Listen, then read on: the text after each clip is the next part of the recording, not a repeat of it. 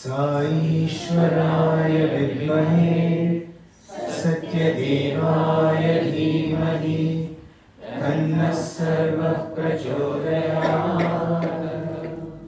Om Shanti Shanti Shanti.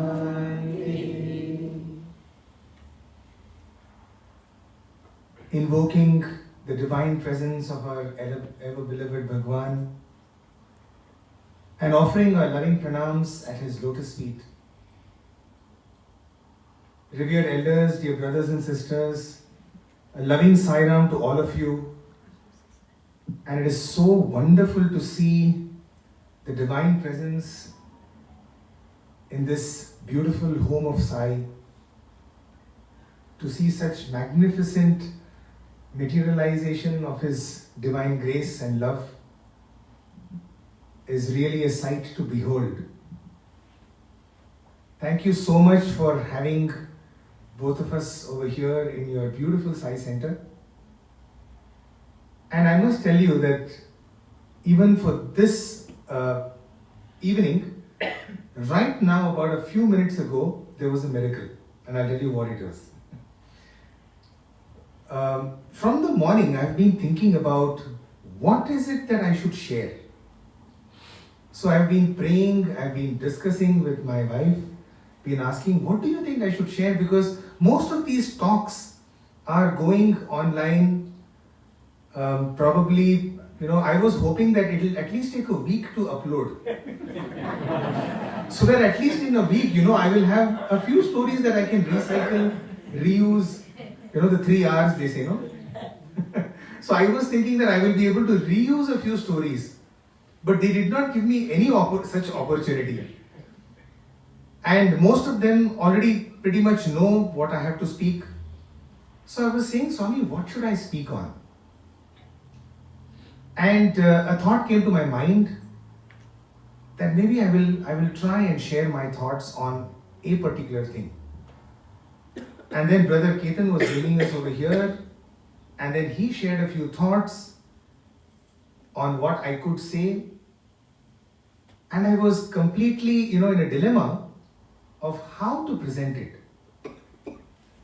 And then I walk in here, and exactly the thought that was there in my mind was going on. What is that? The Sai Gayatri. Wow. In the last 4 or 5 days, I have not heard the chanting of Sai Gayatri before a function, even at the retreat or even yesterday, this playing of Sai Gayatri that was going on. And this is precisely the thought I had in my mind, that I will speak or I will try to share my thoughts on the Sai Gayatri. And then I was thinking, but if I, in Bradford, all the way in the United Kingdom, if I talk about Sai Gayatri, most people will be wondering, what is this guy talking about? Now, we just come here to enjoy Swami stories. We don't want any big lectures on Sai Gayatri and all that. Leave it to us. Right? And this was the signal that I got that yes, indeed, Swami wants some thoughts to be told about Sai Gayatri. So obviously, I'm assuming that Sai Gayatri is not new to any one of you. Right? And so what is the Gayatri? For example, there are so many different Gayatris, isn't it? You have Tatpurushaya Vidmahe Mahadevaya Dhimahi Tanno Rudra Prachodayat. Ekadantaya Vidmahe Vakradundaya Dhimahi Tanno Danti Prachodayat. Katyayanaya Vidmahe Kanyakumari Dhimahi Tanno Durgi Prachodayat. On Durga, right? And Narayanaya Vidmahe Vasudevaya Dhimahi Tanno Vishnu Prachodayat. So you have dime a dozen Gayatris. Have you ever wondered, what does it mean? Is it just a few, words being thrown into something, some kind of a meter, and then, have we been asked to chant it? What is the meaning of Gayatri? And did you know the story of the Sai Gayatri? Do you all know the story of the Sai Gayatri? No? A few, I think I heard one, yes. Okay. Oh, absolutely no. So then I can kind of tell you. Would you like to know? Yes. So the Sai Gayatri, just as any other Gayatri, first of all, what does the word Gayatri itself mean? The Gayatri means Gayantam Trayate iti Gayatri. That is, the one which is when chanted, it protects you. Gayantam Trayate. Trayate means to protect. That which protects you when it is chanted, that is Gayatri. So Gayatri is actually an armor. It is a shield. The more and more we chant it, the more and more we are shielded. Shielded from anything that can take us away or causes obstacles on our spiritual path. So we have all of these Gayatris which are typically made on what is called an Adhishthana Devata. That is, there will be a primary god for every Gayatri. Right? We just now chanted so many Gayatri. Narayana Vidmahe, Vasudevaya Dhimai Tanno Vishnu Prachodayate. So the presiding deity of that Gayatri is Vishnu. Right? And all of these Gayatris are not, some poet who has sat somewhere and then wondered, okay, let me think of what is like the most stylish word in town and put it together and created the Gayatri. Gayatris are not composed. Just like Vedas, Gayatris are revealed. Okay? They come through as revelations in the depths of, of silence. When a particular rishi or a particular seer or a saint is absolutely in tune with the ultimate, the Gayatri just springs forth. And so it is with the Sai Gayatri also. It was on the 24th of December 1979 that the Sai Gayatri for the first time came to mankind by none other than Gandigoti Subramanya Shastri. You all must have heard of Gandigoti Subramanya Shastri because we know his son, Gandigoti Subbarao Garu, so G.V. Subbarao Garu, who worked in the United Nations. So it seems the story went like this, that Gandigoti Subramanya Shastri is a great Sanskrit scholar. And Swami had asked him to speak on the eve of Christmas in Vrindavan. In Vrindavan, which is Swami's ashram in Whitefield, Bangalore. Yes.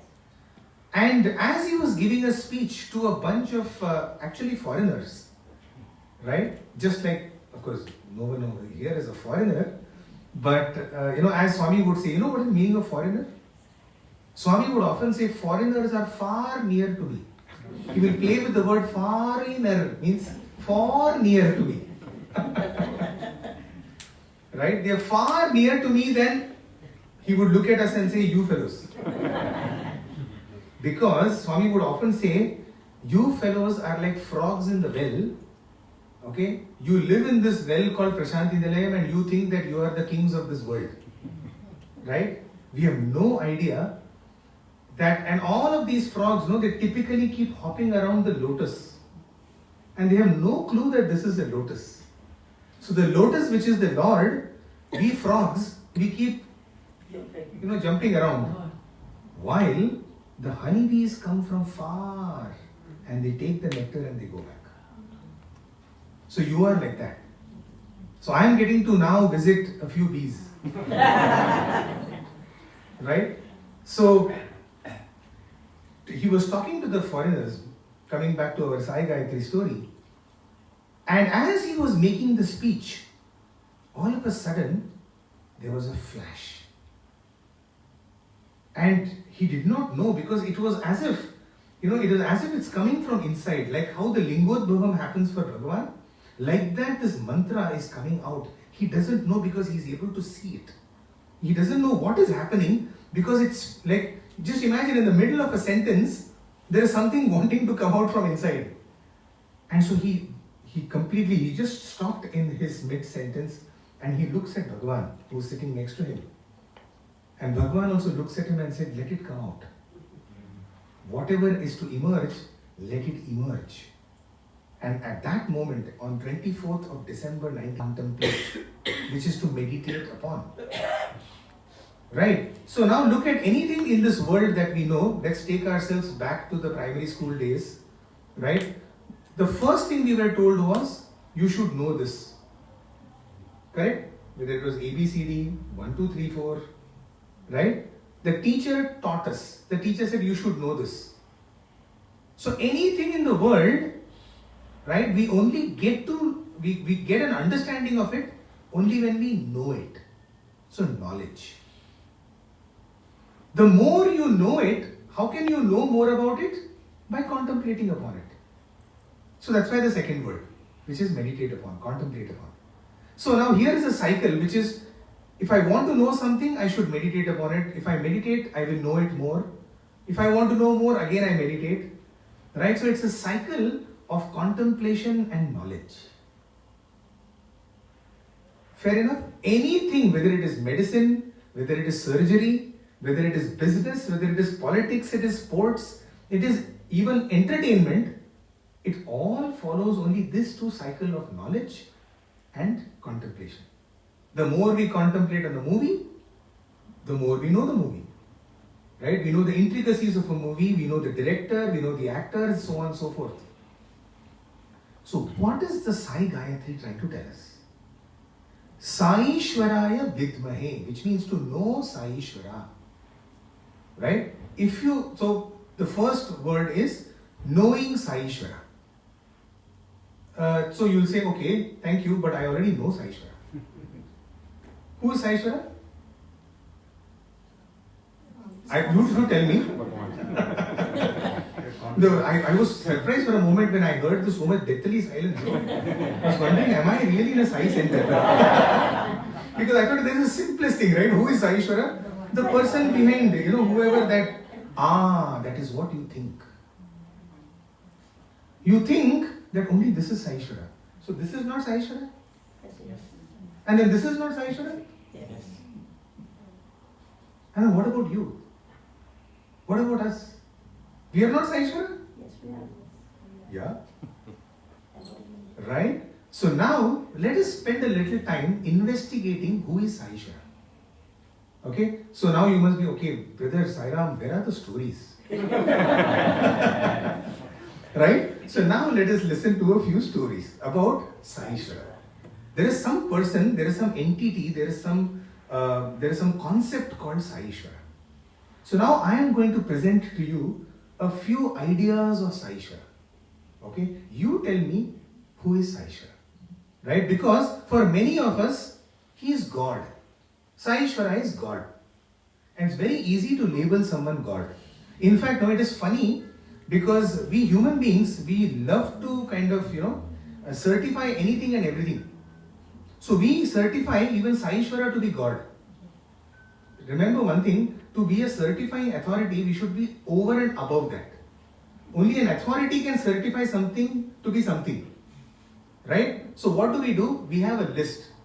Okay? And so if Sai Baba fits into this list of mine, thus certified he is God. I certify him to be God. Correct? Omnipresence, tick mark. Has he saved me a number of times? Tick mark. Does he give me what I want? Tick mark. Right? How many of my desires has he fulfilled? 8 out of 10, pretty good, tick mark. 3 out of 10, I think he needs to work harder. Usually that's how we work, right, with God. Right? But 3-4 times, we are also very forgiving. We forgive the Lord for not fulfilling our desires. But if you fulfill 7 out of 10 desires, 70% is a good mark. Right? Hence, Sai Baba has passed the examinations for being God. So you see, who are we to certify that he is God? We are nothing. The certifying authority has to be above, isn't it? But we are below him. So we cannot even certify him to be God. Right? So therefore, who is Sai Ishwara? Think about it. So I will just present a few, the the Sai Ishvara that I know. So let me take you back to the 70s in the country called Bahrain. So this was a very little country, as you know, even now, very small country in the Gulf. It's very close to Saudi, and it is said that. Sorry, I'm not going to disturb you, but could you also translate a bit in Hindi so our elderly. Oh really? Oh nice. Okay. Hindi. Sorry. कितने लोगों को हिंदी पसंद होगा यहाँ पे? अच्छा ठीक है. तो बीच में अच्छा पसंद तो है, लेकिन मेरी हिंदी आपको पसंद आएगी नहीं आएगी पता नहीं. I won't know whether you like my Hindi or not. I'm sure you would like Hindi. ठीक है. तो you know my father went to work in the Gulf in Bahrain. It's a small country in the Gulf, and when he went over there was hardly any, obviously, a Sai center. And how my father kind of came to Swami, in fact, though he knew Swami from the 60s, his journey towards Swami started only after he reached Bahrain. How ironic, right? The farther you go, the more you get to know of Swami. Right? When he was in Mumbai, Swami would come to Mumbai, and his very close friend would tell him that Swami is in the next suburb, and my father would be, let him be there, and I'll be here. Like no interest. So eventually, वो Bahrain पहुंच गए, and in Bahrain एक छोटा सा Chinmaya mission. You all must be aware of the Chinmaya mission. तो एक छोटा सा prayer group होता था, जहाँ पे सब भगवान देव देवताओं का फोटो लगे थे. All the deities, gods and goddesses photos used to be kept. And one of the photos was Swami's photo also. So it so happened that my father was he knew about Swami, but he fell in love with a picture of Swami. It's a very old picture where Swami is holding, one hand is on his hip and the other hand is in Amey. Right? It's a decades old. So he wanted that picture. So he went and asked that, the organizer, can I have this picture? The organizer told him, then the price for that would be 2,000 rupees. Wow. Okay? Right? So my father said, I think it looks very good in the altar. Let it be over here. बहुत अच्छे, यहीं पे रहने दो उसको. A week later, there is an announcement in the Chinmaya Mission prayer hall which says that हम लोग अभी we are shifting to a smaller place. एक छोटी जगह पे हम लोग जा रहे हैं. We won't be able to accommodate these many pictures. Whoever wants can come and pick up any picture of his choice. So that day, my father was absolutely laser focused on that picture. So उस दिन का prayer खत्म हो गया, and my father jumped on the photo, and so did another person also jump, and there was a tug of war, right? And so that gentleman asked my father, क्या आप भक्त हो? Are you a devotee of Swami? My father, at least for this picture, I'm going to be a devotee. He said, yes, I am a devotee. So then he said, why don't you come to my house for bhajans? And there were about 4 families which used to do bhajans, very small little house, just 4 families would get together and do bhajans. And my father started going for bhajans. My father and mother both started attending bhajans, and that's how their introduction to the organization was. Now, amongst those 4 families, there was one Mr. Dwaraknath. And probably Mr. Dwaraknath is actually listening to this talk right now, because he's still around. So, Dwaraknath ji is now currently in Bangalore, but he used to live in Bahrain. And as you know from his name, Dwaraknath means he is an absolute staunch Vaishnavite, right? Vishnu mein believe karne wale. Vishnu Bhakt. So you know that there are 2 broad sects, Shaivites and Vaishnavites. Shaivites are those who believe in Shiva and the supremacy of Shiva. And about 500 years ago, they were the biggest kind of, rivals. Right? A Vishnu devotee did not even look at Shiva temples, and a Shiva devotee wouldn't even look at Vishnu temples. That is how strong the rivalry was. And so he came from a pretty orthodox family. Right? And now usually when we think of Swami, जब हम स्वामी के बारे में सोचते हैं तो what is the thought we get? Whom does he belong to? Which category does he fall into? Shiva. Sai Shiva. Yeah. Right? Lingam, Vibhuti. Yeah. Right? Sai Ishvara. Right? So it so happened that one of the years early, I think this was in 1982 or 83, his mother-in-law had come down to be, to help his wife with her delivery, Mr. Dwarkanath's wife. And when she saw Swami's photograph and bhajans and all going on in their house, she was shell-shocked. Because she felt that, oh my God, this is a desecration of what we believe. How can a Shiva worship happen in a Vaishnava house? Vibhuti. This is blasphemy. To have Vibhuti in the house of a Vaishnavite. And it seems she was such an orthodox woman that she would plug, when bhajans would go on in Dwarakanath uncle's house, she would plug her ears with cotton buds. Wow.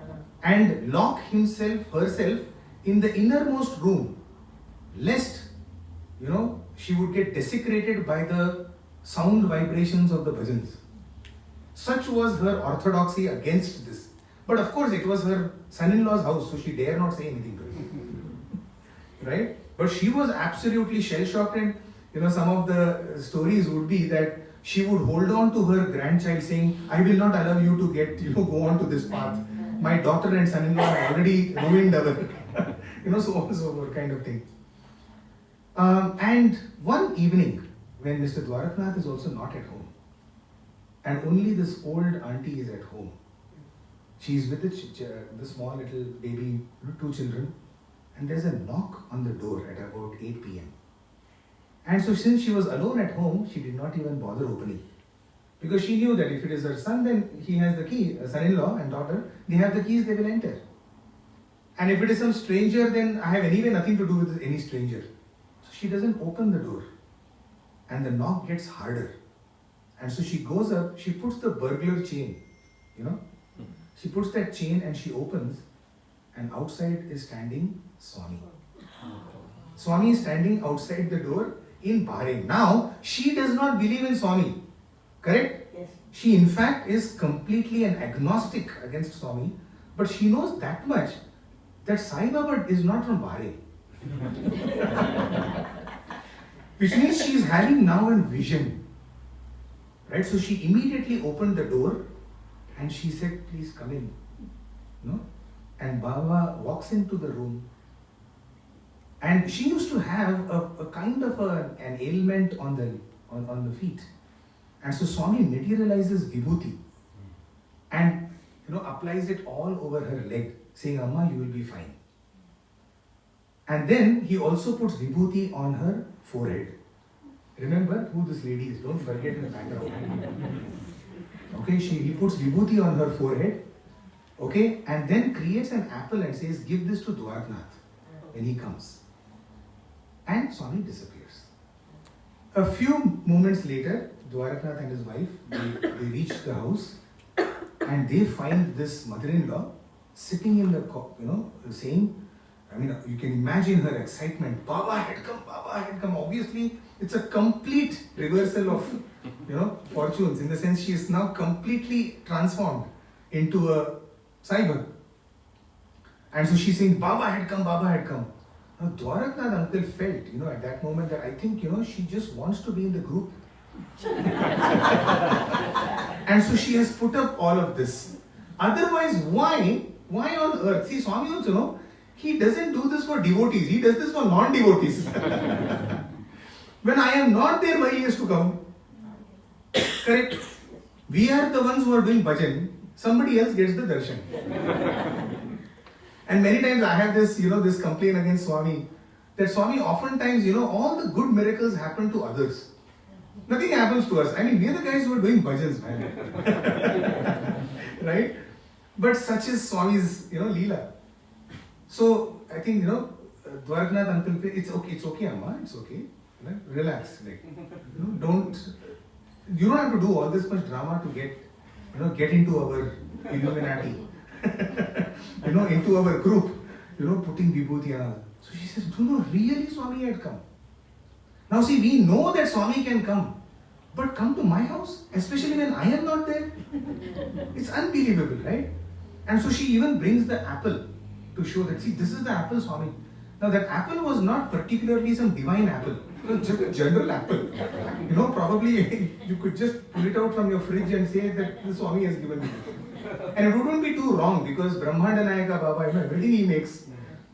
So the apple, okay, it's still not convincing that Swami can really come, isn't it? So then she starts to show vibhuti, on her forehead and on her feet. Yes, it's a very big thing, but it is still not a clinching evidence that Swami has come. And I still remember, I was told this, I was a very little boy at that time. I remember my father telling me this, that it seems one of the things that this grandmother was saying that if you don't believe me, at least believe the fact, why would I apply vibhuti to my forehead like this? Because Vaishnavites, they put everything like this. Right? Her point was, my hand has never gone like this in my life. If you think I had done it, I would have put vibhuti straight. Right? I will never put it like this. And you see, Swami had put it all over her forehead like this. Even that is not convincing enough, isn't it? So it so happened that this Gwarna uncle called up all the people around. All the few family, 4, 5 other family members saying, I think please Sairam, come home. I think my mother-in-law has lost it. In the sense that something has happened. Something incredible has happened. My mother-in-law is saying that Swami has come over there. Okay? I'm not able to believe it. So my father rushed at about 9:30 at night, to the home. And my father describes the entire event. He says he was seeing the grandmother crying, in the corner because nobody is believing her that Swami had come. She's telling, please believe me, Swami had come over here. Okay, and nobody is believing her. And, she's, there's vibhuti there's vibhuti on her feet. Okay, and everybody's like consoling her, saying, Amma, it's okay, right? And at that moment, she says, if Swami had come right now, from this photograph, there was a little photograph on the top of the refrigerator, on the fridge, small photograph. From this photograph right now, let vibhuti come. And my father says that in front of his eyes, vibhuti starts to manifest on that picture. Okay. He said, usually we have only seen the manifestation of vibhuti come, right? It comes and after that we come in, right? This happened in front of his eyes. How it appears, okay, and how it kind of dries up and how it falls down. It happened in front of his eyes and it was absolutely there was no bigger certificate, right? Who is Saishwar therefore? Is he Shiva? Is he Vishnu? Or is he Sarva Devata Swarupa? Or is he Sarva Devata Atita Swarupa? He's beyond all names and forms. All names and forms belong to him. Right? So this is one version of Sai Shara that I will put. Now let me take you to another version of Sai Shara. Okay? It was, I'll bring you now to Prashanti Nilayam. From Bahrain, we will travel to Prashanti Nilayam. And, one of the most difficult things for any Sai student while we were in the college is for Swami to not talk to us. It is possibly the most excruciating moment. And usually he will not give you a reason why he is not talking to you. And that is even more painful. Because at least if we know why he is not talking, we will let him be. Right? But when you don't know why, what has gone wrong, then you are all the time coaxing him and you are asking him, Swami, why? Swami, why? So it was the month of March in one particular year. Okay, and Swami is not talking to the students. And the students are desperately trying to get Swami to talk to them. And so every day, and that moment, those moments when Swami will not speak, it's not like he's busy or something like that. He will let you know that I don't want to talk to you. Because just imagine, when he comes out of the interview room for darshan, no, he'll hang his head down. He won't even look up. Because the students are there right in front of him, right? And there will be extended darshans. And even while he comes back, he will not come anywhere near students. He will take the long route. Okay, and for those of you who have seen Prashanti Nilayam in those days, he will be hugging the wall of Prashanti while he goes into be as far as possible from these fellows. Okay, like that is the situation. And so, you don't know what to do, right? So then there are students who will take the final plunge. It's like you almost commit harakiri, by going there and just ghirao him. You just surround him and say, Swami, please, Swami, please, Swami, please. And the worst thing at that moment, is if he blasts you, it's good. Because at least, then it's out of the system. Right? But he will say, no, nothing is wrong. You have not done anything. You go and study. And so, you're like fighting against a wall. It's kind of a thing. And so that was the situation. Nothing was reaching. None of the prayers were reaching. And that is also the moment, which is some of the most beautiful moments in terms of personal sadhana in the hostel. Because Swami is not talking to you in the mandir. You come back to hostel and every room and every student is contemplating. And there's a self-audit and introspection going on. What can I do to make Swami speak? So each one will try their own things. Somebody will be doing bhajan, somebody will be chanting Vedam, somebody will be going, and there are so many deities, there are so many Ganeshas, So somebody will be doing 108 Pradakshina, this Ganesha, no Ganesha will be spared. Okay, something, some puja and all of that is going on. So every student is trying to get to Swami in his own way so that Swami speaks to all of us, right? And so all of this is going on and Swami leaves to Vrindavan. Month of March, usually in those days, after Shivratri he would leave to Vrindavan. So he leaves to Vrindavan and it's like left high and dry. Like, whatever was between us had remained unresolved and he had left to Vrindavan. And so all the students, nobody felt like going for vacations that year. So on 31st of March, exams get over and all of them reach Vrindavan. All the Prashanti Nilayam students reach Vrindavan. Okay, and they are like, we are not going to leave Swami tomorrow. When he comes out for darshan, until he speaks to us, we are not going to let him go. Okay, and they all, and you can imagine, emotionally it's at a very high level. Everybody is very, very kind of desperate and in a pathetic situation. They're sitting over there, waiting for Swami to come out. And on 1st of April, obviously, Swami, in the morning, Swami comes out. Okay, and he looks at all of them and says, April Fool! This entire build-up of the march that he had done was just to play an April Fools, okay, with all the students. Now you tell me, who is Saishwara? Right? Is he that Sarvadevata Adita Swarupa? Or is he just our good friend? Right? And like this, I am sure we can do any number of definitions of Swami. Right? Probably, I'll give you one more. Right? One more version of Sathya Sai or Saishwara.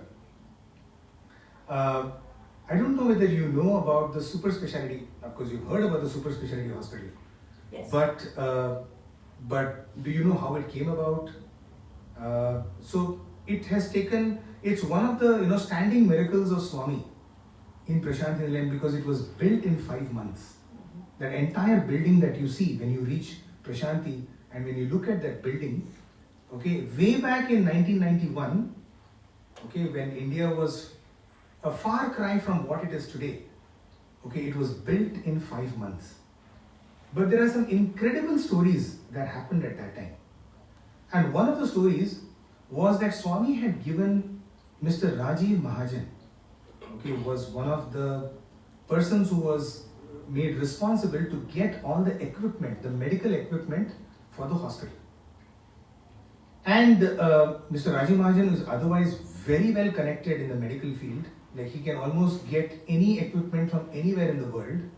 And in fact, the main operating theatre and the scanning machine, the heart-lung machine, all of that was coming from, if I'm not mistaken, it was coming from Netherlands or one of the European countries, or Germany or something like that. And so just imagine in 1991, it had to be transported all the way from Germany to Chennai, okay, and then from Chennai by road it comes to Prashanti.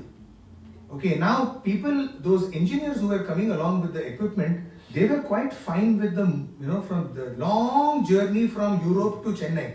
But they were not so sure about Chennai to Puttaparthi because the roads and all of that. And these are high precision equipment. Of course, who am I speaking to? Most of you are, medical professionals over here. So you will know that. High precision equipment, even a small thing, and it can go. And there is no scope, there's no margin for error.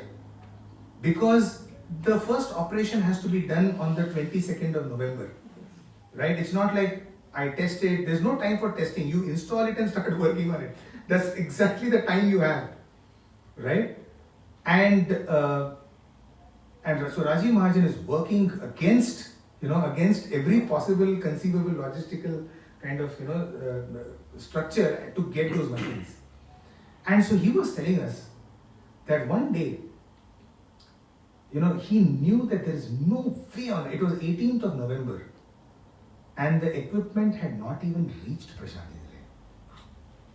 Okay, so that afternoon he was walking back coming out outside of Super Hospital saying, Swami, I have failed you.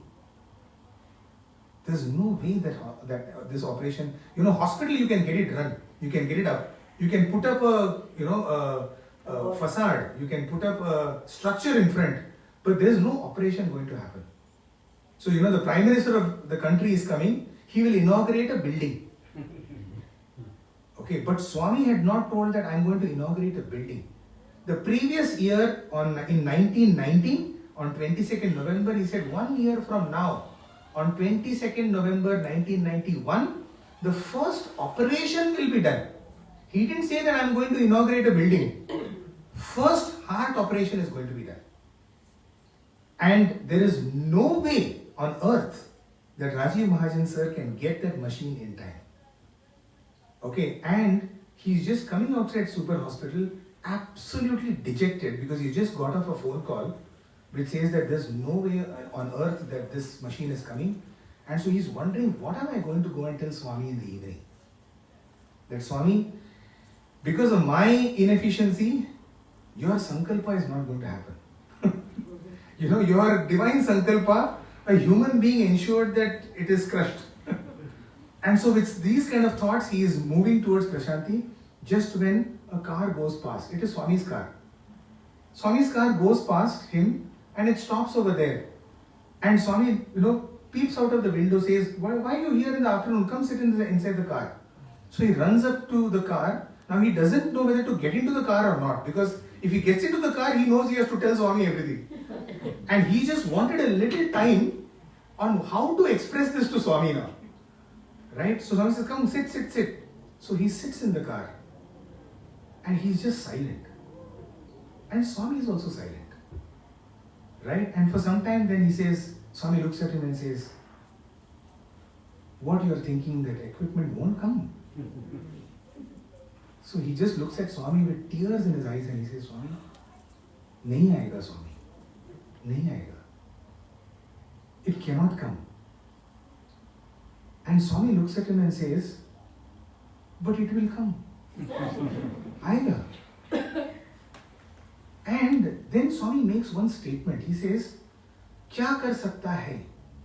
मैंने संकल्प already लिया है. Swami says, what can I do? I have already decided it. Means, since I have decided now, it has to happen.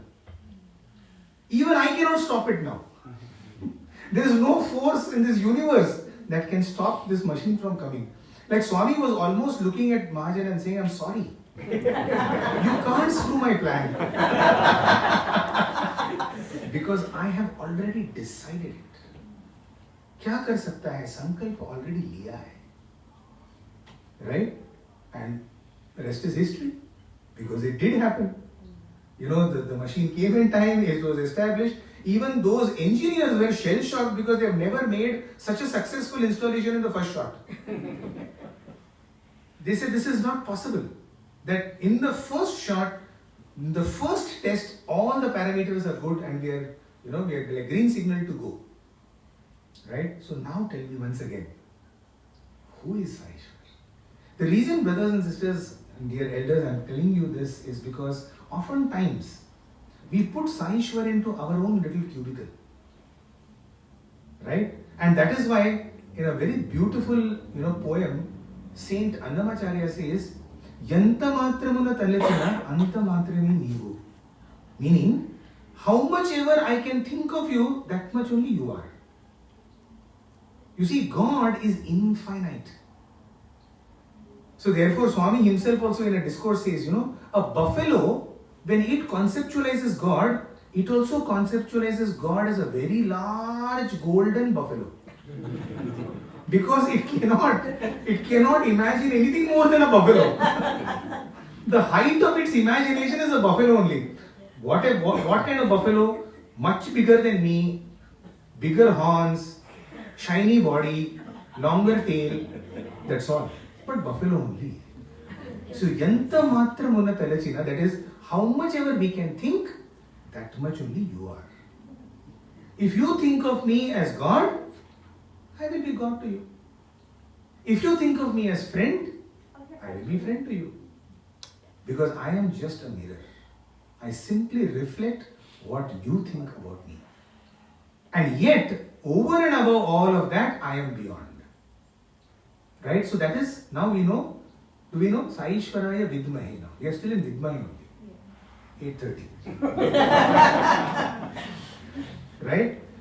Now comes the next part, which is Sathya Devaya Dhimahi. So the more and more we contemplate, see, dear brothers and sisters, the purpose of all of these satsangs and all of these kind of our devotional congregations is only one, which is to understand, to inform the Swami within. And this is one of my favorite, favorite incidences that happen. So in Prashanti Nilayam there is a bhajan hall, where now bhajans don't take place, bhajans happen outside. But there is a bhajan hall inside. Have you all seen the bhajan hall? Yes. Ab sab logon ne dekha hai. So you know that bhajan hall is possibly, I guess, maybe 4 times the size of this. That's all. It's not much bigger than that. No. If you maximum 300 people can sit, and if you cram, maybe 500 people can sit. Okay, and then in Prashanti Nilayam about 800 people sit. Right? Because something happens, suddenly the atoms of the body shrink. Right? Because everybody wants to get in there. And so at one point of time it was a decently big hall. And obviously it kind of very soon it ran short of any number. So, you know what the fight is, right? The fight is to basically get a place in Mandir. Yes. And to see God, we will indulge in every, by Sama, Dama, Danda, Veda, that is, by hook or crook we want to get into that bhajan hall. So there will be physical fist fights. Okay, there will be, strategizing, kind of cunning political strategies. How you can pull somebody's mat and go and sit over there, etc. All of that is to happen. Right? So there was one professor who did not want to do all this. Who simply said that, I don't want to clamor to get into the bhajan hall, I'll sit outside. So he would sit outside, and what he would do is when the bhajan would start, he will simply close his eyes and he would visualize a Swami enjoying the bhajans. And for those of you who have seen videos, or those of you who have actually seen Swami enjoying bhajans, it is a sight for gods to see, because it's so beautiful. When he sits and enjoys bhajans, the way his entire body will sway and the way he will put talam with that enthusiasm, it kind of rubs off on you. And so he was just going to close his eyes and visualize inside the Swami. Right? While the Swami outside sat over there and enjoyed the bhajans. Now, one evening as he was doing this, he did not notice that Swami had actually gotten up from his seat, from his throne inside, and he had gone outside, and having finished some work, he came and stood right opposite to him. So imagine what's the scene is that he's sitting with his eyes closed and enjoying the Swami inside, while Pratyaksha Swami, is standing outside. He's not aware because everybody else is sitting quite far. And so he's enjoying, bhajans are going on, he's enjoying Swami. And after the bhajan gets over, he just opens his eyes, Swami standing over there. Right? Means as this is going on, you also try to visualize how it may be. Right? I'm sure every bhajan session, we would like that to happen, isn't it? That we enjoy Swami inside and then we open and he's really standing in front of us. So he opens, he sees Swami, and so immediately, he kind of looks at Swami, and then Swami just comes up to him and says only one thing. Swami says, Andar ka Swami or Bahar ka Swami ek hi hai. Yes. Right? He says, the Sai inside of you, the Swami inside of you, and the Swami outside are one and the same. Now here is a formula that Swami has given. You see, it is because we have forgotten the Swami inside, that is why the Swami outside has to come like an avatar and reintroduce us to the Swami inside our hearts. The Swami in our hearts is always there, but we have forgotten it. And that is why he has to come outside to tell that, hey brother, I'm inside you. I'm not outside.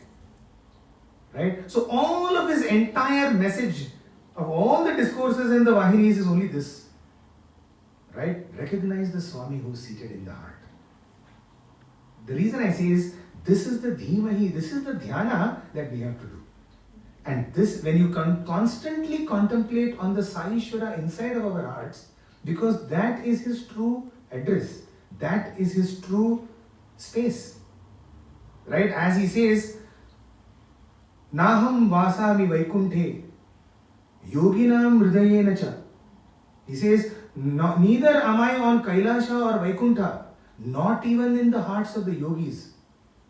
Right? Mat bhakta yatra gayanti tatra tishtami narada. Says, where my glory is sung, there, and in fact one day, then tishtami narada, there I establish myself. Right? Swami doesn't say, I just come there. I establish myself over there. Right? So the more and more we contemplate, right? Vidmahe, Sai Ishvaraya Vidmahe, we have to first understand who is that Sai Ishvara. The more and more we contemplate on this Sai Ishvara, right? The more and more we will realize that he is actually Sathya Devaya Dhimai. He is truth. There is no greater truth in the world than to realize who he is, and he is telling that I and you are one. Therefore, there is no greater truth than realizing who we are. That is the deal. Right? The day we realize who we are, and I can give you another beautiful instance, maybe a lot of you will resonate with this. A few youth from Delhi had come, and they had spent a lot of time with Swami. In fact, this happened in 1999. After Swami had gone to the Delhi trip, and it was a beautiful trip, when the international center, International Sathya Sai Center was inaugurated in Delhi. And at that time, most of the youth who were participating, they were in big form, like they were in top form, in the sense like Swami was interacting with them a lot. And so immediately after Swami came back to Puttaparthi, yeah, I will take it, thank you so much. And so after Swami came back to Puttaparthi, they also came back, just to kind of continue Swami was interacting so much. So Swami had called them for an interview, and Swami said, ask any question that you would want. So they all, one of the brothers took the courage to ask Swami, when you were there in Delhi and when we are there with you here, Swami, we feel tremendous connection. We feel your presence, right? It's unmistakable. Like most of you, when you say, when we go to Prashanti Nilayam, we feel that presence. But Swami, we know that now we will go back to Delhi, and then we will not be able to feel your presence. I think it was a pretty gutsy question to tell omnipresent God, we won't feel your presence. right? So this brother tells Swami that Swami, we won't feel your presence when we go back. Is that a question that resonates with all of you? With many of us, right? And you know what was Swami's answer? It's a stunning answer. Swami says, it's so you in Delhi you don't feel my presence, that's okay. Do you feel your own presence? I'll repeat it. Swami says, it's okay if you don't feel my presence. Do you feel your own presence? You see, there is not much difference between our presence and his presence. Thing is, because we are never in the present, that's why we never don't feel our own presence. We are constantly either in the future or in the past. See, the mind has only two activities to do. Either swim in the past or try to jump in the future. The mind cannot do anything else. We are full of only memories. And that is why you look at every self-help book that is there. And these self-help books, the way they write, achieve peace in 30 days. Have you gone to Barnes and Noble and, if you look up on even on Kindle, or any of these, this thing that achieve peace, leadership in 40 days. Like, I don't know what amazing formula they have. I wish it was that easy, isn't it? I mean, incidentally, it so happens that the author also wants to sell that book in 30 days. She wants to make his millions in 30 days. Right? But you see, the point is, every self-help book and every, today's modern counseling will tell you, it is basically mindfulness. Be in the now, the power of now. Right? So Swami is saying, do you know your own presence? Do you feel your own presence? Wherever you go, the day you feel your own presence, you will feel my presence. How beautiful, isn't it? This is the Sathya Devaya Dhimai. This is the truth that an avatar comes to teach. He doesn't introduce us to some new path. Right? Swami himself says, I have not come to establish any new religion.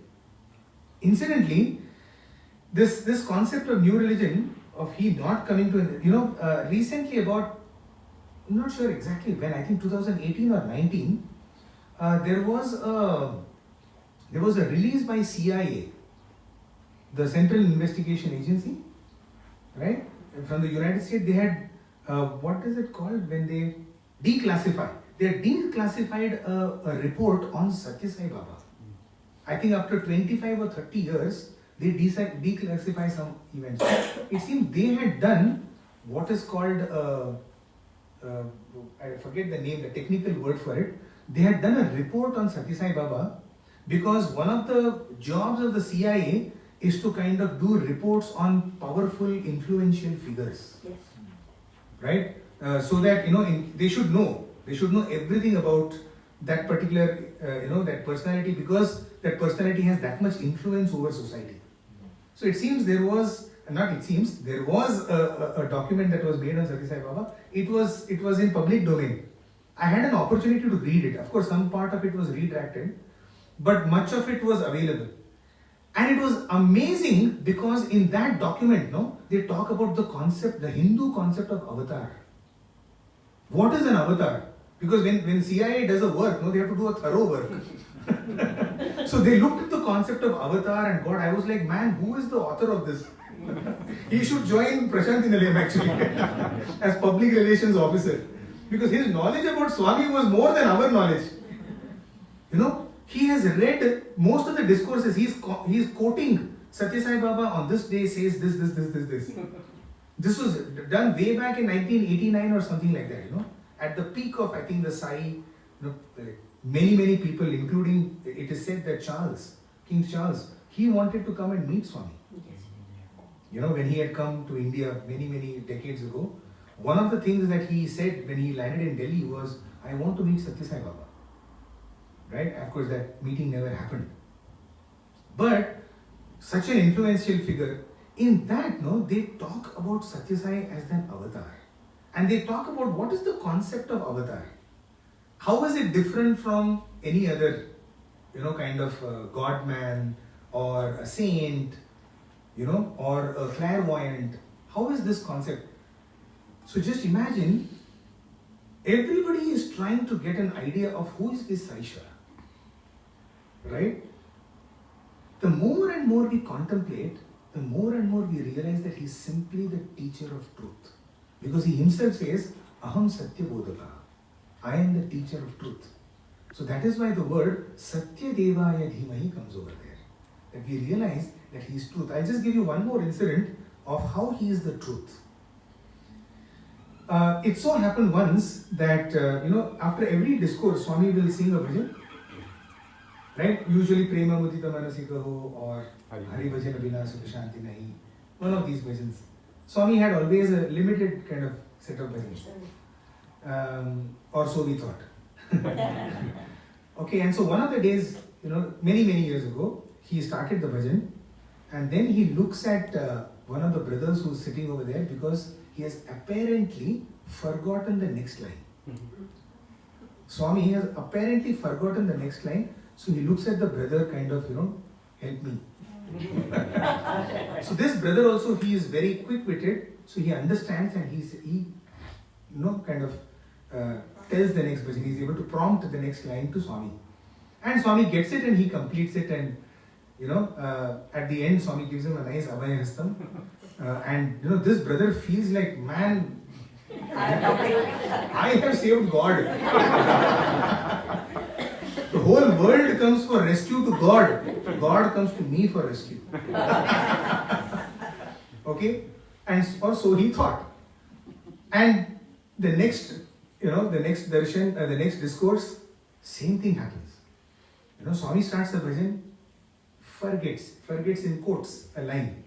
And he looks at this brother once again. Now this brother is like, Swami, just don't worry. Okay. And so he prompts the line, to Swami. And once again, everything is good and jolly.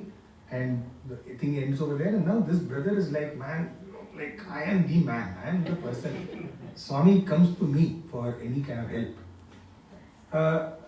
And so a few weeks later, it's a normal day. Swami enters into the bhajan hall, and all the boys are sitting over there, okay, including this brother. Bhajans are about to start, and Swami is just general chit chat, divine chit chat. He just comes into the hall and he looks around and he starts asking, what are you going to sing today? What are you going to sing today? So he asks this brother also, what are you going to sing today? So he says, Swami, Sheshashaila Vasa Narayana. So Swami says, Okasari Padu, just sing once. How does it go? Tell me that bhajan.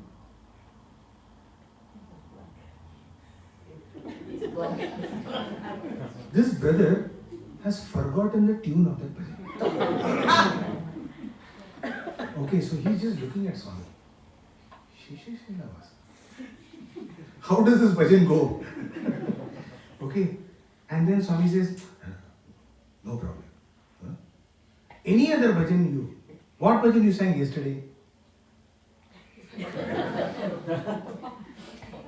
So then Swami says, leave that. Any bhajan of your choice you sing. Okay. This veteran of a bhajan singer is not able to remember a single line of any bhajan. And now, he is now sweating. Because, can you imagine, shell-shocked, it's just, control or delete. His hard disk is completely erased. Right? It is being reformatted, in fact. So he's just looking at Swami like, what is this moment? Absolute blank. Okay, and in that moment, Swami just smiles at him and said, you thought I forgot, huh? Okay, what, you thought I forgot? Okay, and then Swami said, if I forget, the world will come to a standstill. The world will stop functioning if I forget. Okay, and then he says, all of these are just so that we build a relationship. Ur ke tamasha hai. He says, ये सब तमाशा है. Just so that you will be able to build that relationship. See, if God was out there in the, in the temple, as Swami says, if I would have come with 4 hands and, big Gada, Shankar, Chakra and all that, no, you would have put me in a museum. And you would have charged me a ticket to see it. I come as a normal person, right? I come to play with you and talk to you and dance with you and sing with you, so that one day you will aspire to become like me. Because that is the truth. The truth is that each and every one of us is God. Right? Still one more line is left. Tanna sarva prachodayat. So what is this prachodayat? Prachodayat, it simply means to propel me forward. So having known Swami, Sai Ishwaraya Vidmahe, Sathya Devaya Dhimahi, I contemplate on Swami more and more. And this process of knowing and contemplation and knowing and contemplation, it propels me, it drives me forward. And drives what of me? It drives Tanna Sarva Prachodayat.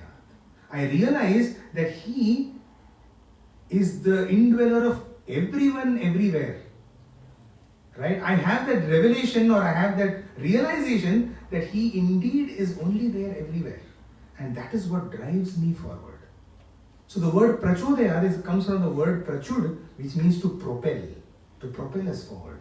And that is why even in Gayatri, in the Vishwamitra Gayatri, right, we say, Om Bhur Swaha Tat Savitur Varenyam Bhargo Devasya Dhimahi Dhiyo Yo Na Prachodayat. What are we praying over there? For Dhi, that is Buddhi. Let my Buddhi be propelled. Let it be, let it be sharpened. Right? Here we are saying Tanna Sarva Prachodayat. Let everything of mine be propelled. It's a prayer. So I will just end this, and then maybe we can take a few thoughts or questions from you. 9:30. I know. But I just think that it's always good to end on a high. It's good to always end when people don't want it to end. Rather than, it's already 9:30, still this brother is not finished. Right? So, I will just share a few thoughts and few of my experiences on this. What is the meaning of propel? Or how does He propel us? So just a few instances. I remember once I was, in one of my first interactions with Swami, I was sitting, I was on my knees and He was speaking to me, so I'm looking up at Him. And there is one, as Swami is talking to me, there is one housefly who has made its mission to irritate me that day. So it is, as I'm talking to him, that housefly is sitting all over my... Okay, so I am like this, Swami, I'm doing like that, So as I'm kind of, hitting that off, Swami just looks at me. Swami looks at me and says, he says, Oka chinna, one small fly is able to make you so angry, is it?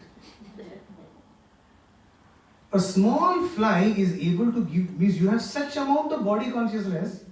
He's telling me, Anta dehavimanam unda. You have so much dehavimanam, you have so much body consciousness that a small little tiny speck of a fly is able to annoy the life out of you. So the moment he told me this, because he was just generally asking me, we were having a general conversation. He was asking me about MBA and where I came from and all such kind of things, and suddenly he lets go this kind of a move, and it was a stunner for me. That, you see how much we allow the world to reside in us. Right? And so, of course, the monkey mind that I have, probably Swami says, this mind is not just a monkey mind. It's a mad monkey mind. It's not just a mad monkey mind. It is a drunken mad monkey mind. Then Swami says, it's not just a drunken mad monkey mind. It is a drunken mad monkey mind bitten by a scorpion. Just to show you how the mind can be. I have one of those such minds. Right? So I used to wonder, like after that whole thing happened, and I contemplate on that. And I used to wonder, Swami, like It's easy for you to talk about mine, but I'm sure if it sits on you, you will also be irritated. See, this is monkey mind, no? It's always there. So I used to think, now I'll catch Swami one day. So every day I would sit, when Swami comes to sit for bhajan, I'll see some fly should be there somewhere around. Okay, and you know what? Several flies sit on Swami. But you should see the way Swami deals with it. Sometime in some video, you will see there's a fly sitting, Swami just gentle. You see, because that fly also is his child. He is in that fly also.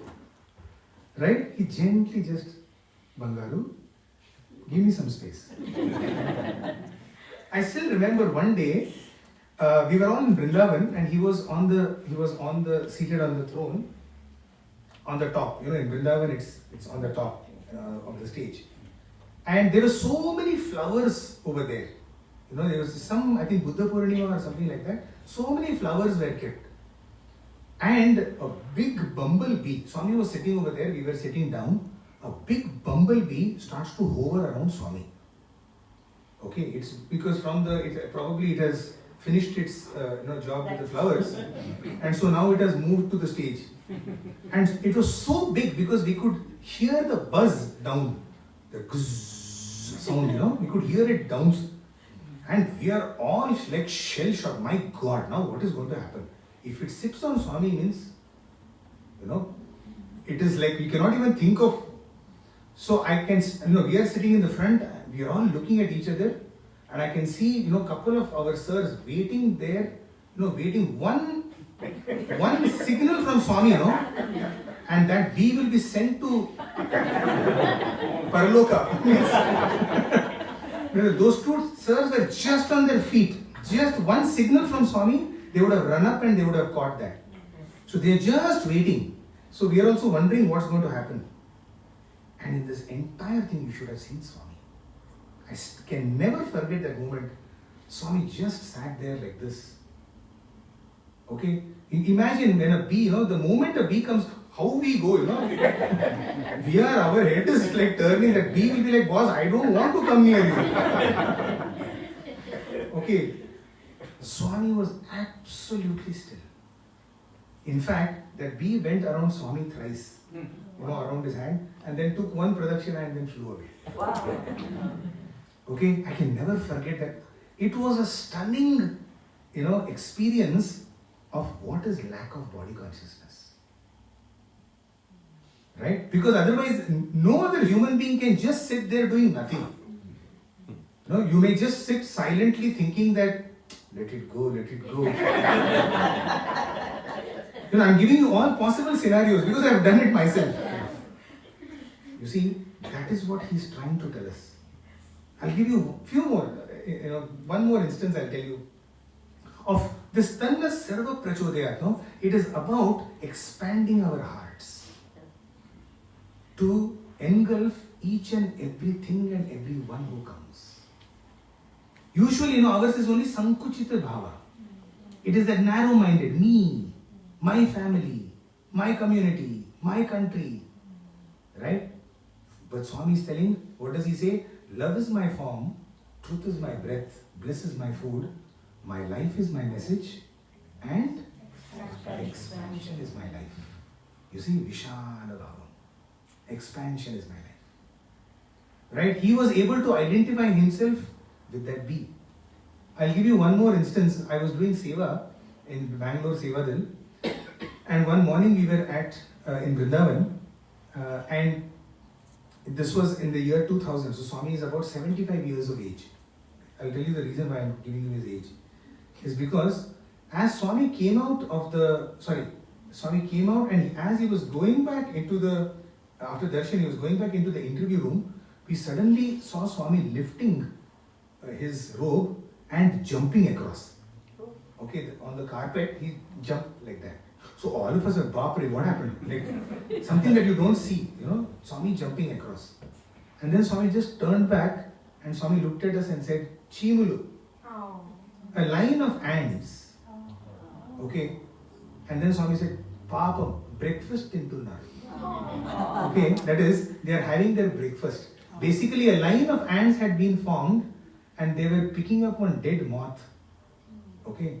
And Swami looks at them and, okay, you should have seen that. Means we felt like we wanted to be those ants as well. Okay? And obviously, what did we like? We immediately wanted to run with our broom and the basket to kind of take it. So we ran, with that and said, hey, disturb Chevudu. Don't disturb them. They're eating water. What did they do wrong to you? At that moment, of course, we came back, and as a contemplation started, you see, the Lord was able to identify himself with the hunger of an ant. Because that ant is as much its child as much as all of us. Vishala Bhava. Right? Can we expand?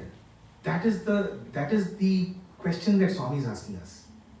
Will we only live in our own little buckets, or will we expand? Probably I will end with this one incident. Professor Kasturi, have you heard of Professor Kasturi? Yes. Most of us would have heard. If you don't know, he is the biographer of Swami. He is the one who has written the Satyam Shivam Sundaram, and he has compiled all the Satya Sai speaks, most of them. And also he was the translator for Swami. He was also the first postmaster general of Puttaparthi, right? And all the Vahinis have been translated and written in English by Professor Kasturi. So one of the iconic figures of the Sai avatar. Professor Kasturi, if he thought that, wow, man, lucky person, he had a ball of a time with Swami, his wife suffered from paralysis for 14 years, she was bedridden. Right? His own daughter, Srimati Padma Kasturi ji, right, had some of the worst personal life. In his own life. Right? And so whenever, Padma ji would talk to her father, she would be like, why don't you tell Swami about your problems? You take the whole world's problems to Swami.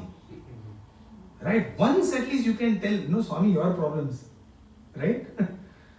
and she would especially get frustrated and annoyed because he will go around the world talking about the glory of Bhagavan. He will be telling everybody how Swami saved somebody else. In your own home, your mother, your wife is bedridden. Why is Swami not doing anything? You see? So she would get very annoyed because, who told us this? Padmaji herself told us this. Wow. Right? Padmaji was saying that I was telling him, why don't you tell Swami? You see Swami every day, in the most private, possible way. Tell him about your problems. And the maturity that Kasturiji had was, he said, they are all the people whom Swami is saving, they are also my children. They are also my family members. I don't see any difference between them and my wife. So I am not going to ask Swami because he knows what is best to do. Right? If you want, you ask Swami. I am not asking Swami. Why? Because for him, it was not his personal problem. He knew that all problems of the world were Swami's problems. And Swami will choose what to do with each of them. Because he knows what is best. Vishala Bhava. Right? And it was in fact at that time that Padmaji actually went and she sat in the darshan line, and of course she had herself gone through tremendous trials and tribulations in her life. So it was at that time that one of the days she sat over there and Swami walks up to her and she says, Swami, what is the use of having you in my life? So many problems. And mind you, Swami was quite aware of all the problems that she had in her life. She said, Swami, why am I going through so many problems? What is the use of having you in my life? Right? Can you imagine telling Swami that? And what was Swami's message to her? Swami said, Bangaru, just think about one thing. If Satya Sai was not in your life, think about what your life would have been. And now think about what your life is with Satya Sai. Right? Each of us can think that. If Swami were not in my life, what would my life be? And now that Swami is in my life, what is my life? Right? Can we expand our horizons? That is Swami's desire from all of us. Because the purpose of the avatar is only one, to come and tell us. You see, and we will probably end with this song. Because every time Swami sang, love is my form, truth is my breath, what did we do? We also repeated that. And what were we saying? Love is my form. We didn't say love is your form, truth is your breath, bliss is your food. We didn't say that, no. We said, love is my form, truth is my breath, bliss is my food, my life is my message, expansion is my life. You see, Swami was giving us the ultimate positive affirmations. He was telling us that love is your form, truth is your breath, right? No reason for love, no season for love, no birth, no death. So he was giving us the ultimate message, which was that if love is my form, love is your form as well. And yes, so therefore we can listen to a lot of his miracles and we can listen, see his leelas everywhere. But his ultimate leela is this, to make us realize who we are. So with those few thoughts, we will pray to Swami that we realize who we are. And we will sing, all of us can sing the song.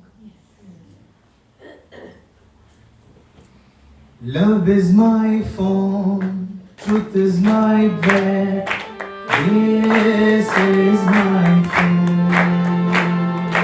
Love is my form, truth is my breath, this is my food. My life is my message, expansion is my life. My life is my message, expansion is my life.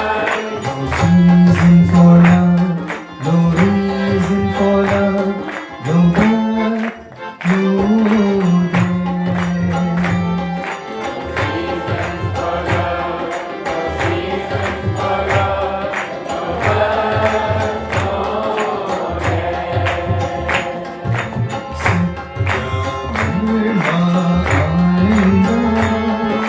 Shanti Prema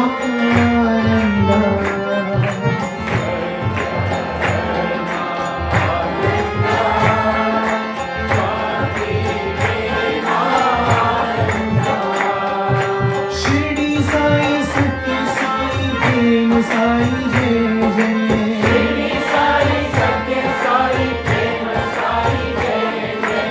Shirdi Baba Sathya Baba Prema Baba Jai Jai.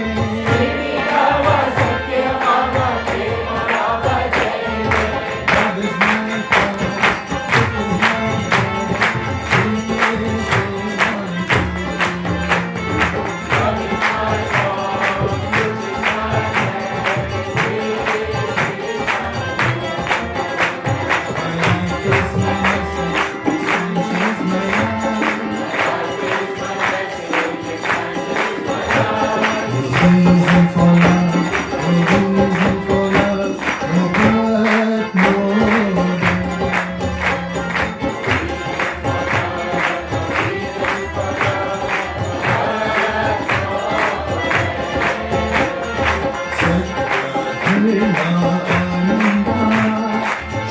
Shanti Prema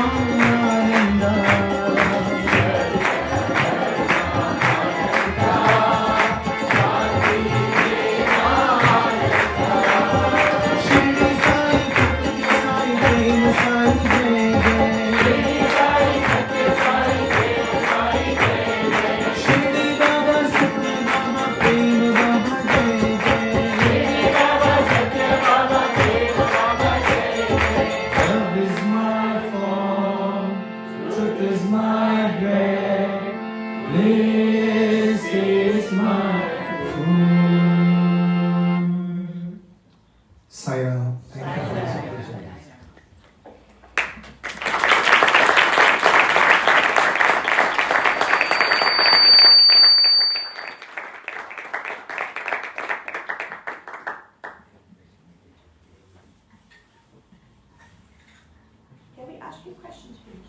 Yeah, sure.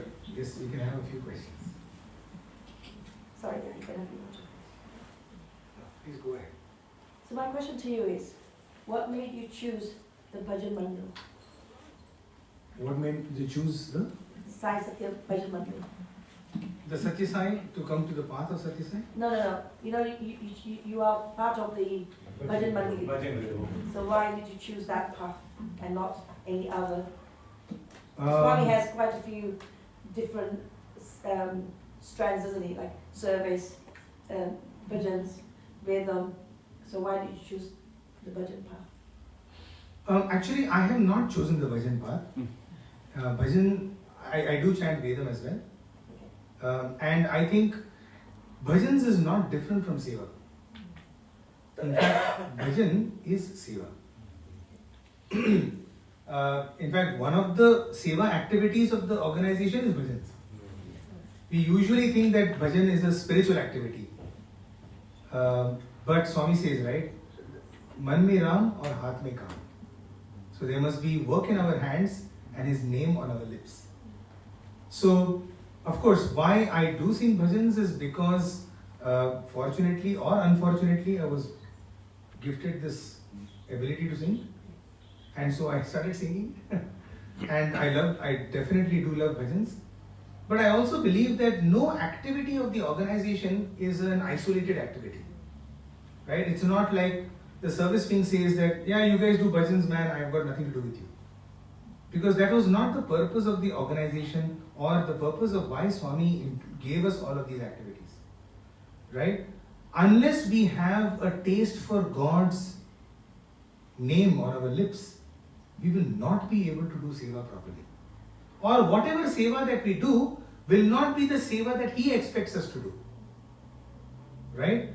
See, look at our organization that way. Do you think we do more seva activity than Red Crescent and Red Cross Society? No. Let's be frank. We don't do as much seva as there are so many other organizations. There are non-profit organizations, there are activist organizations who do far more work, in terms of service to mankind. Right? So we are not like out there trying to beat or compete with them. Our purpose is different. Swami is saying that I am not interested in what seva you do. I am more interested in what the seva does to you. Let me just repeat that once more.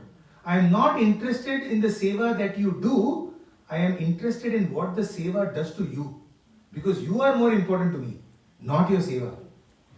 See, at no organization, no Sathya Sai organization anywhere has taken the mandate to eradicate hunger from the world. Yeah, we think that we are going to go and remove hunger from the world. No, we are not going to. Or we are going to remove disease from the world through our medical camps. No, we are not doing it. That's not the purpose of our seva. The purpose of our seva activities is, what is that seva activity doing to us? Is it making us understand expansion is life? Is it taking us a little closer to Swami? That Swami, first of all, gratitude that you have given me so much. Swami, what can I do for you again? Right? So even bhajans is that way a seva activity. Because Swami would often actually, come and say, he would come and ask us. He will say, usually singers, the standard question he would say, "Nu singer nu sinner." That is, are you a singer or are you a sinner? Okay, it's a pretty stark contrast, right, between singer and sinner. And then you know what Swami would say? He would say, if you bring devotees to me, then you are singer. If you bring devotees away from me, you are a sinner. Which means, through your singing, if devotees get distracted from Bhagavan, then we become sinners. Which means, imagine I am singing and I give, one touch because of which people say, kya baat hai? For that moment, their focus is, that means on us or on the singing, not on Swami. We become sinners. So the greatest seva that we can do is to bring devotees to Swami. Is that not a seva? So in that sense, bhajan singing is also seva.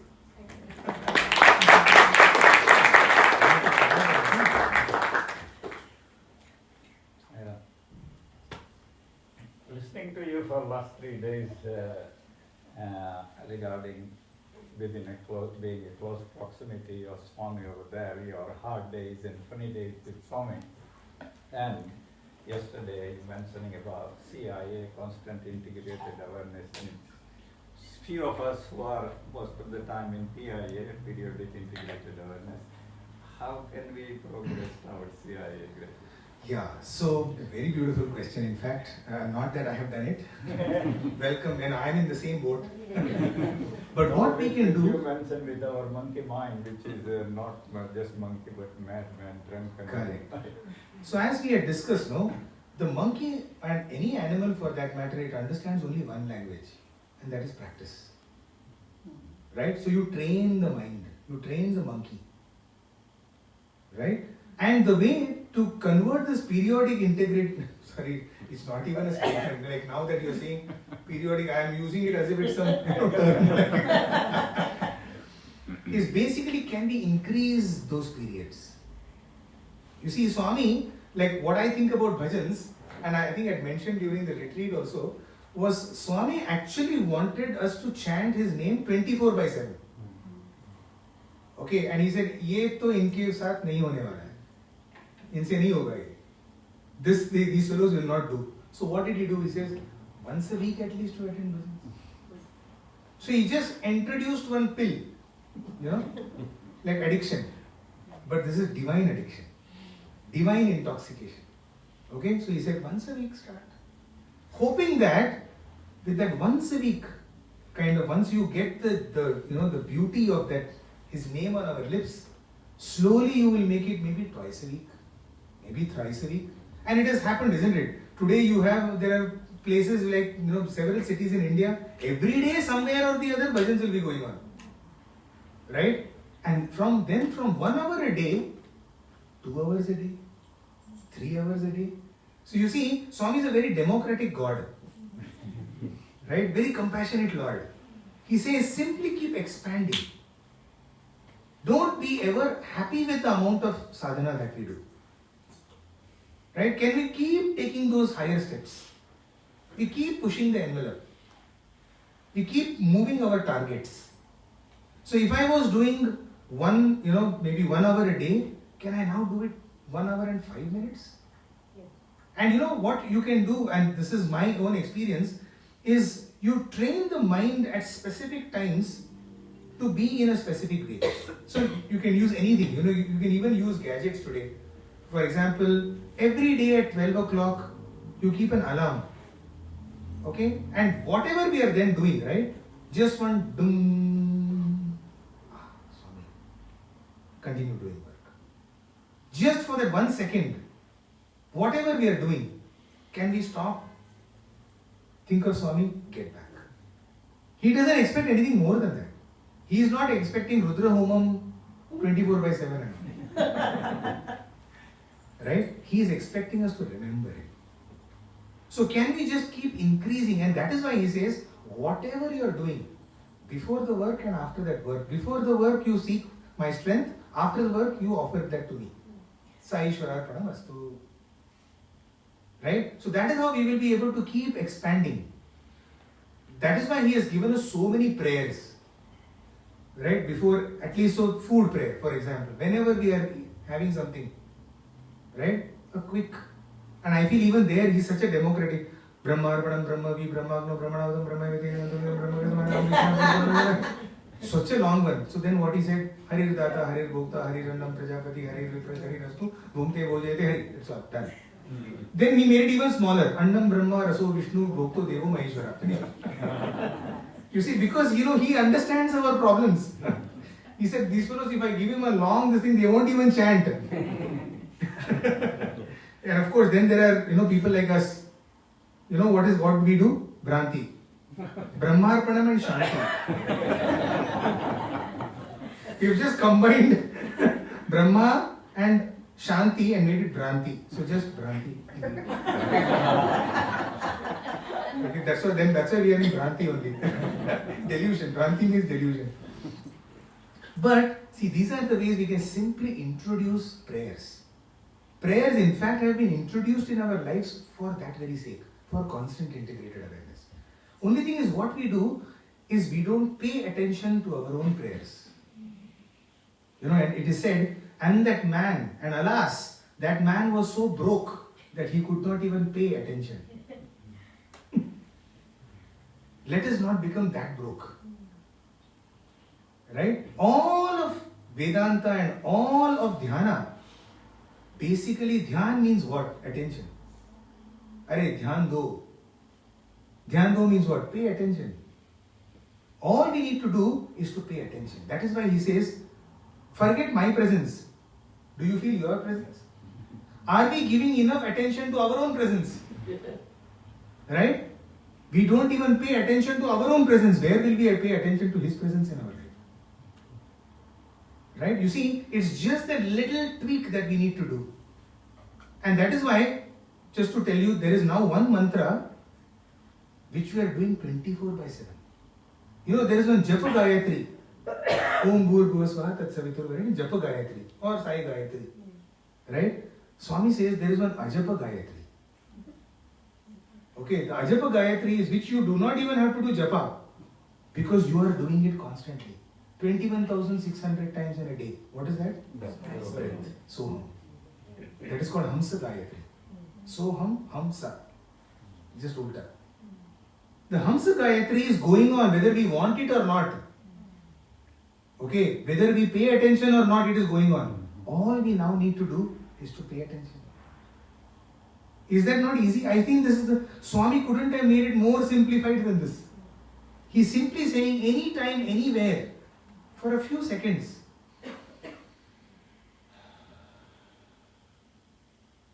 So, continue work. How easy. We don't have to chant any mantra, we don't have to remember any deity, nothing. Just I am He. I am that. Right? Every now and then. This I feel, this is how we can eventually, right, we progress towards constant integrated awareness. Right?